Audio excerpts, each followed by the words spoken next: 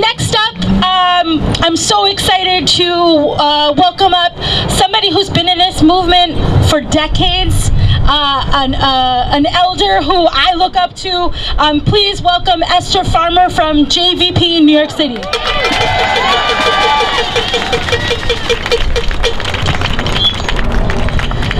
I am so thrilled to see you all out here today, I can't tell you. One of the nice things about getting older is that it gives you a longer range perspective. I was born after World War II, and even though I did not live through German fascism, it was baked into my brain and my heart. We older folks, we know what fascism looks like. We know what it feels like. We know what it smells like. And let me tell you, that stink is coming full on from Israel. And lest I be accused of singling out Israel unfairly, we are also in the midst of a struggle against fascism throughout the world and right here in the US. And the same people that are pushing fascism here are supporting the Netanyahu atrocity over there. So back to perspective, as so many of my fellow speakers said, this struggle for Palestinian human rights did not start today. It's been going on for over 75 years since the creation of Israel. My father was born in Hebron, Palestine. My family is Jewish, as were 10% of the population in Palestine at that time. They were Palestinian Jews. Yes, we exist. For the most part, there was very little tension between Jews and Muslims in Palestine at that time, until an outside entity, the United Nations, with the financial support of the United States, declared the land to be a Jewish state. I mean, what could go wrong with that plan? Since that time, no one has been safe. Let me repeat that. No one has been safe. Not Jews or Palestinians or anybody. That catastrophe, or Nakba, since that time, Palestinians have been abused, occupied, and erased. 750,000 Palestinians were expelled or fled the ensuing war. And lest we be confused by the folks that say there are violent acts on both sides, atrocities on both sides, let's clear that up. Every death, every violent act stems from the Israeli occupation of Palestinian land.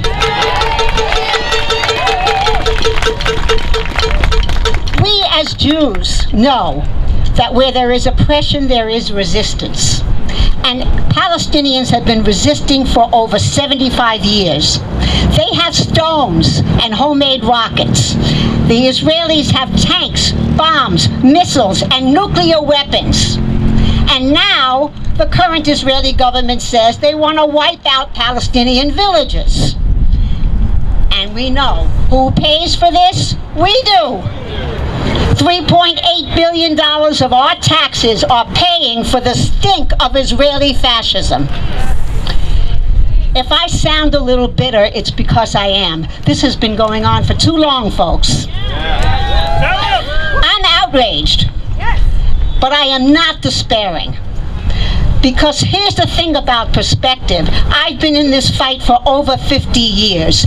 15 years ago, you couldn't get 15 Jews in a room to openly question what Israel was doing. And now, we have thousands upon thousands, and you all are a part of this.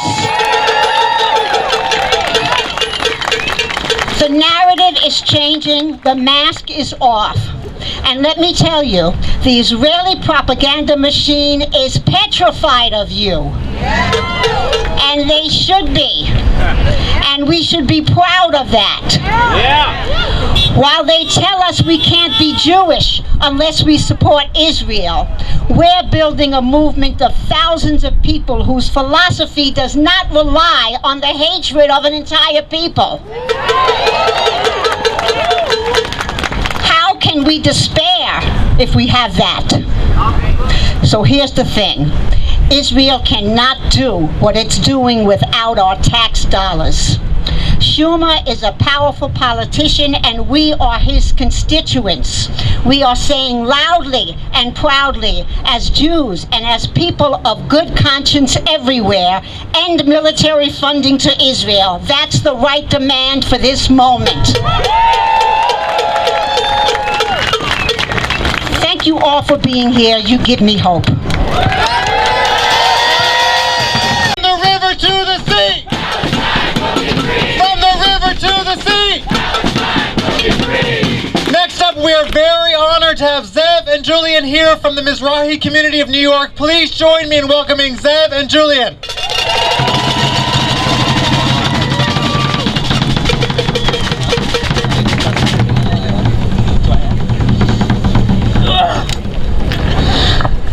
Hi everybody. Do you want to say hi? Hi. Hey.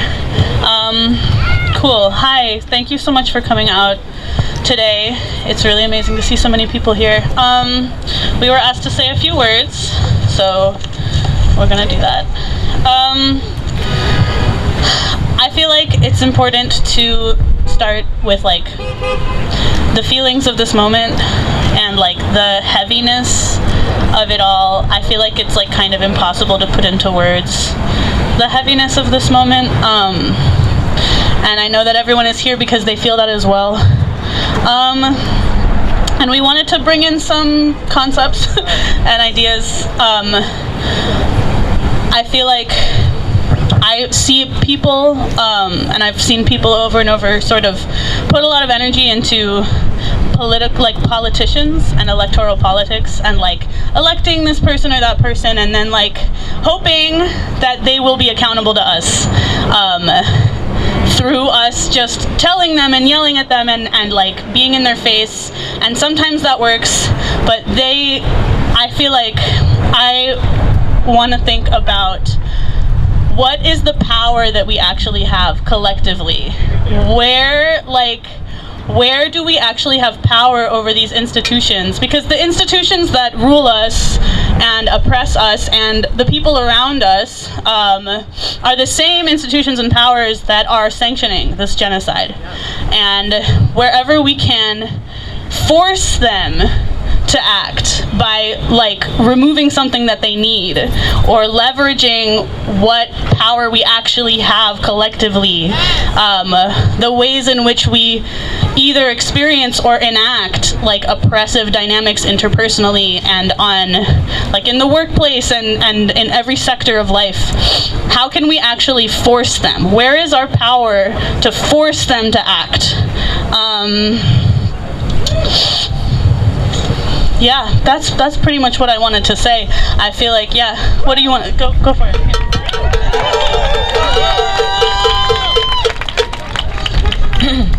Woo! So, the performance artist Fargo Nassim Tabaki says, Palestinians are reminding us that decolonization is not abstract. It is material. It is violent. It is not popular. It will be resisted and debated by the entire structures of the monstrous colonial world, and it is the only way forward, and it is the only path of life. So, my family is from the colonized Third World, and the through lines between 1492, my family's from the island of Haiti, Haiti and the Dominican Republic, and the parallels between what has happened there over the last 500 years and even in the last 10 years are so strikingly similar to what's happening now in Palestine, from the stripping of people of their citizenship and passports, to the burning of houses, to the attacks on civilians in the streets because of the way that they look or the way that they sound, to the just utter disenfranchisement and the collusion between the Israeli state and the Dominican state in training police forces, training security forces, building a border wall with Israeli contractors that that will target Haitians that are escaping the horror of what the United States has done to their country over the last 100 years. And from 1492, we've been fighting. We've been fighting, and we've been surviving, and we've been thriving and living, and what else did I want to say? We have been fighting fascism since then. Fascism isn't new. Fascism did not come when Trump became president, when Hitler became the chancellor, when Bibi Netanyahu became the prime minister. It's been here since the beginning. It is the system that makes this work. We are in the belly of the beast in New York City, in the most evil empire that has existed on the face of the earth. And we, in the center of the empire, have a responsibility to do what we can to organize, to build, but not just to build on our own, but to build in solidarity, in coalition, along with the people who are directly oppressed, the people whose lives are on the line every single day. Because, we're pretty cozy here. We have cars, we have electricity, we have water. At least for now, it's not being turned off and controlled, or, there's all sorts of things, but that's only a part of it, because there are people here, there are indigenous people, there are black people, people from all over the colonized world that are suffering.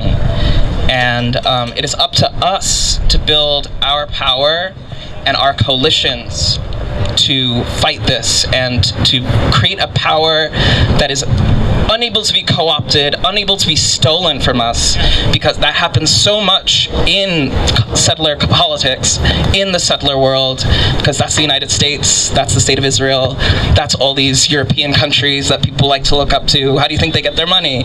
By stealing from the third world. You can't have your social democracy or your nice Swedish-style healthcare without stealing from Africa and Latin America and the rest of the world.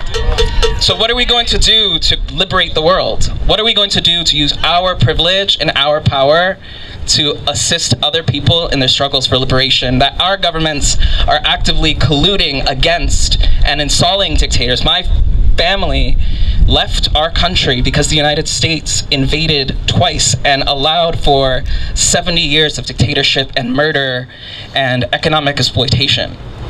So, this is, it doesn't matter which president. It was Kennedy, it was Roosevelt, it was Obama, Biden, doesn't matter. So what are we doing to build the power that will hold these people accountable, that will allow people to to live the lives of freedom that they want and they deserve? And I'm going to end up with the always relevant words of George Jackson. Settle your quarrels, come together, understand the reality of our situation, understand that fascism is already here, that people are already dying that could be saved, that generations more will live or die poor, butchered half-lives if you fail to act. Do what must be done, discover your humanity and your love and revolution.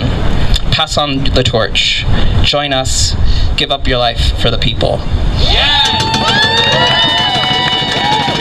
Grateful to bring up Riham Barghouti, an incredible organizer who we are so honored to organize with from Adela, New York, the campaign for the boycott of Israel. Please join me in welcoming Riham Barghouti.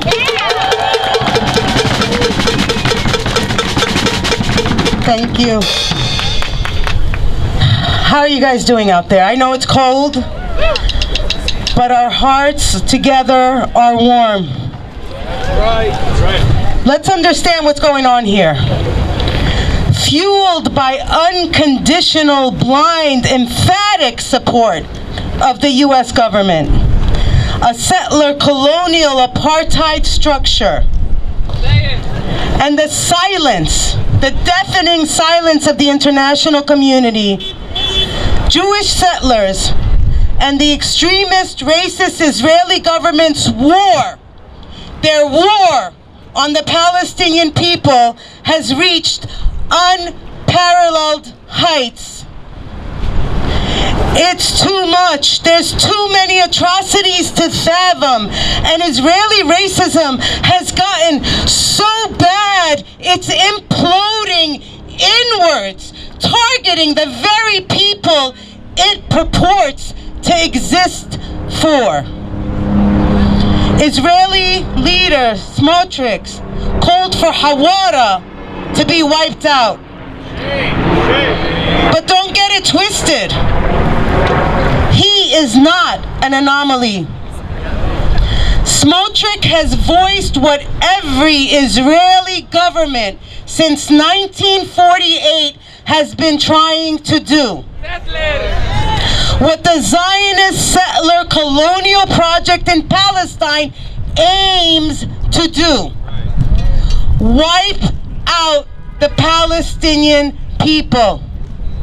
Remove the indigenous Palestinian population from all of historic Palestine to replace us with a settler colonial state. But here we are today to say, you can't do that. We won't let you do that. Because we exist. Palestine exists. The Palestinian people exist. And my faith is in you. Anti-Zionist Jews courageously challenging the myth that all Jews will stand with Israel no matter what. Thank you.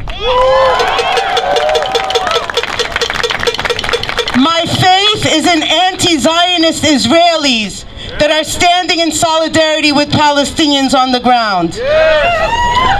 In activists that are fighting undemocratic and unconstitutional anti-boycott laws here in the U.S. In individuals and organizations around the world that are heeding the call from Palestine for people of conscience to boycott, divest, and sanction Israel until it ends its occupation, colonization, and apartheid. Most of all, my faith is in my Palestinian brothers and sisters. They are resisting with their lives.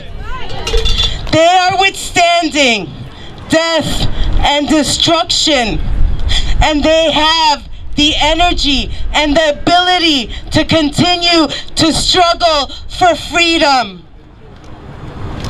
And all we can do to support them in the face of a devastating war on Palestine is to continue to raise our voices, to raise an awareness, to counter the narrative that aims to erase Palestine by saying, we stand with Palestine. We stand for justice. We oppose Israeli occupation and colonization. And we will not be complicit in the violation of Palestinian human rights.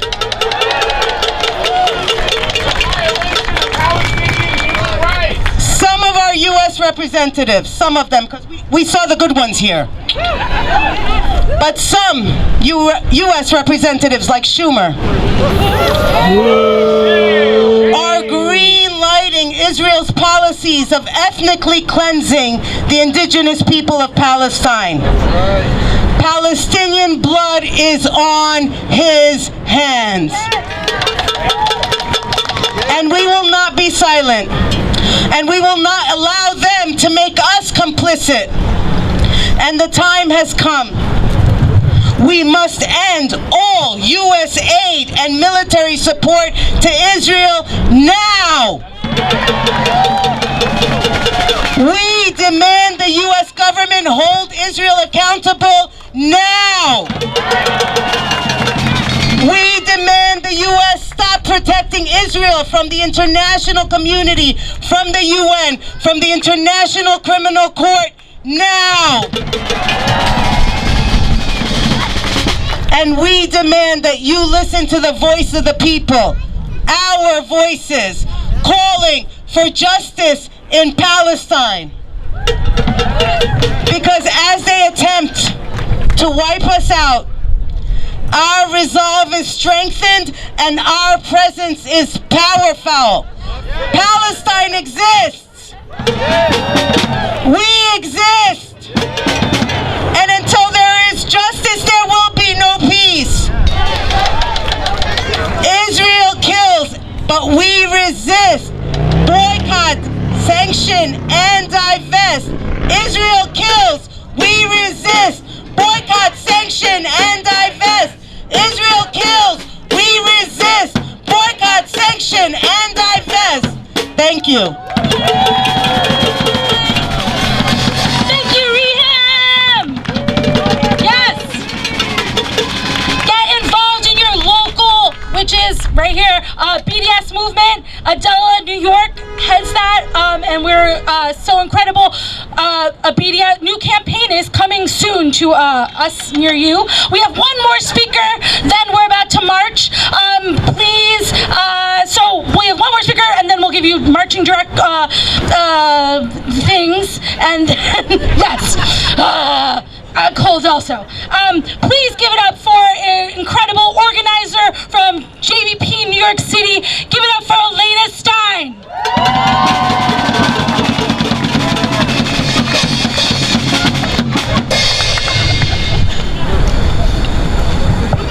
They are counting on us to look away.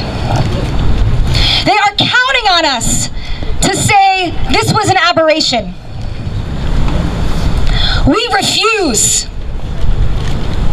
We are here today to speak the truth, to look the truth in the face, and the truth is this. Zionism has always required the expulsion of the Palestinian people from their lands to make way for a Jewish state. And the intent of the Israeli government is genocidal.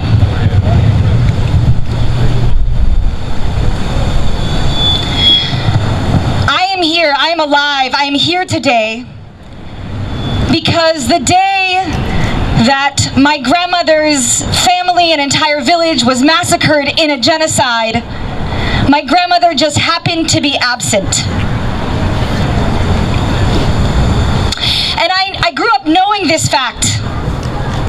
And the thing most of all that I agonized over was the question of the bystanders. Where were they? What were they so busy doing? Did they speak out? Why didn't they speak out more? How was it that they watched people march to their deaths? Why didn't they put their bodies between the killers and my family? But today I have been scripted into the role of bystander. And all of us here who are not Palestinian, whether we like it or not, we have been scripted into the role of bystander because Palestine may be far, but they are carrying out these atrocities with U.S. money. And for those of us who are Jewish, in our names, with the moral cover of supposed Jewish safety.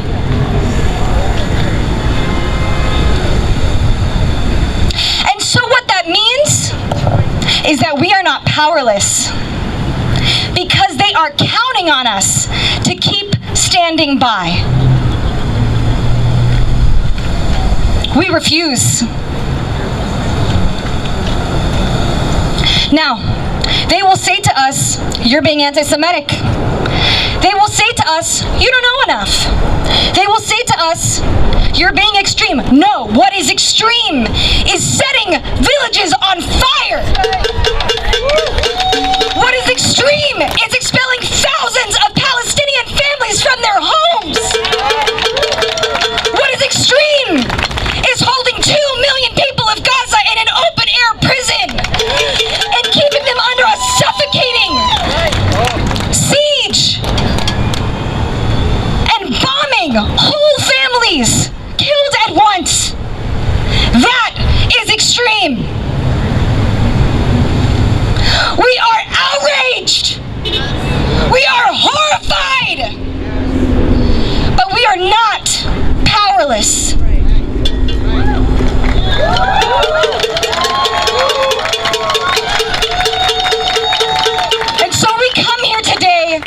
level up, because that is what this moment requires. Right. This moment, history is asking us, it is demanding that we level up.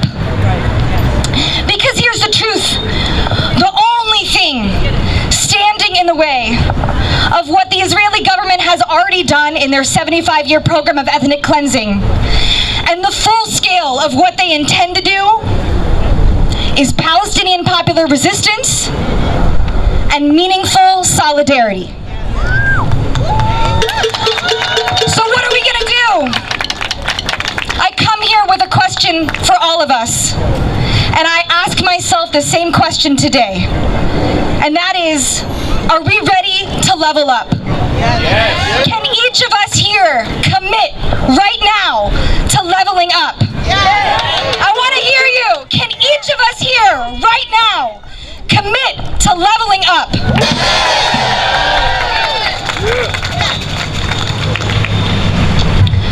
When each of us is on our own, there is only so much we can do. But when we unite in numbers like this, we have power.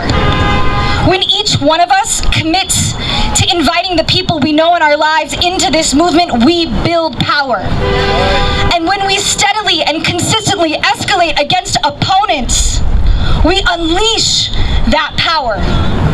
And trust, we will unleash this power. We will end all $3.8 billion to the Israeli military. And imagine, when we divest all that money from imperialism, what's that money gonna do here at home? Can you imagine reinvesting $3.8 billion in Medicare for all? In a Green New Deal? In trans health care? In the Black and Indigenous communities that the U.S. extracted its wealth from in the first place? And at the same time, as we build this power, as we grow this power, as we unleash this power, we also build up the alternative to what they have created. We build up the alternative to what we are fighting against. And that is this. Thriving, multi-generational, multicultural, anti-Zionist political community rooted in liberatory values and liberatory politics. That is what we are building here.